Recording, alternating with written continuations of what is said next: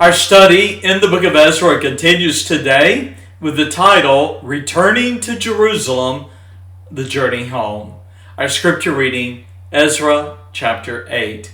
Well, Ezra had received King Artaxerxes' approval to lead a second delegation of Jews home to Jerusalem and Judah. We saw that in chapter 7, verses 1 through 10. Incredibly, the king not only committed gold and silver vessels to be dedicated to the temple, but also gave gold and silver for the royal treasury as compensation for sacrifices to be offered in Jerusalem. Ezra, you might remember, was also empowered to teach the people the law and the commandments and execute judgment.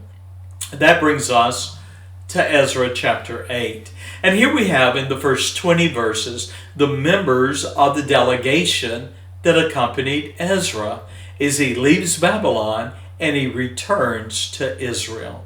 Well, with the king's blessing and letters of authority, Ezra, we read in verse 28 of chapter 7, had gathered together out of Israel chief men to go up with him to Jerusalem.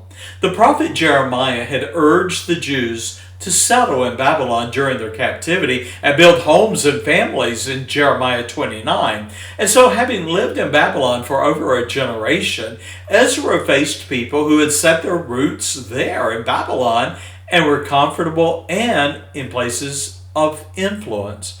Nevertheless, Ezra undertook the challenge to urge the Jews to leave behind the comforts of Babylon and return to their ancestral lands. Well, we find 18 heads of households accepted the challenge, and in verses 1 through 14, they joined Ezra's delegation.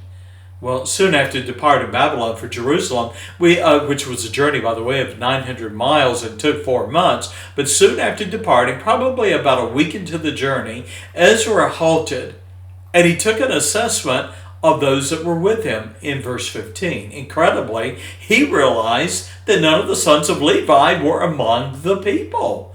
And so Ezra then chose 11 leaders. And he sent them back to Babylon to seek Levites willing to leave and go to Jerusalem as ministers for the house of God.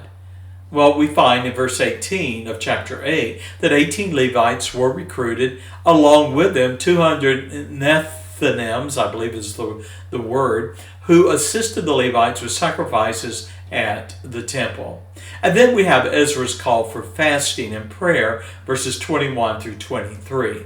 And so before he continued the journey to Jerusalem, Ezra called for a time of fasting and prayer so that the people might prepare and dedicate themselves to seek the Lord and his protection.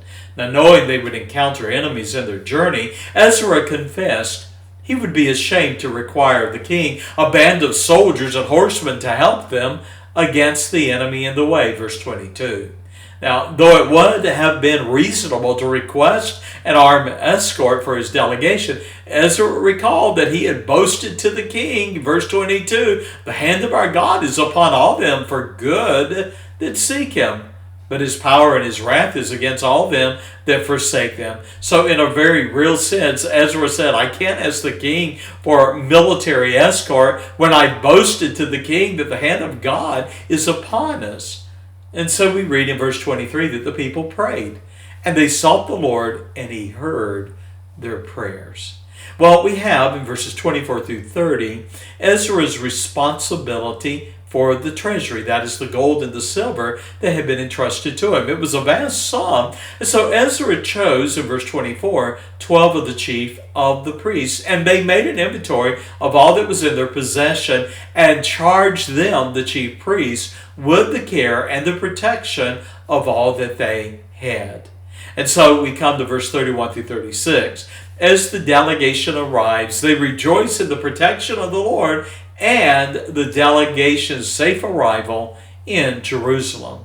And so the Lord indeed answered Ezra's prayer, and his delegation did arrive in Jerusalem. We read in verse 33 and 34 that they rested 3 days, and on the 4th day they gave a full account of the inventory of the silver and the gold in the vessels. And we read in verse 34, by number and by weight of everyone, all the weight was written at that time.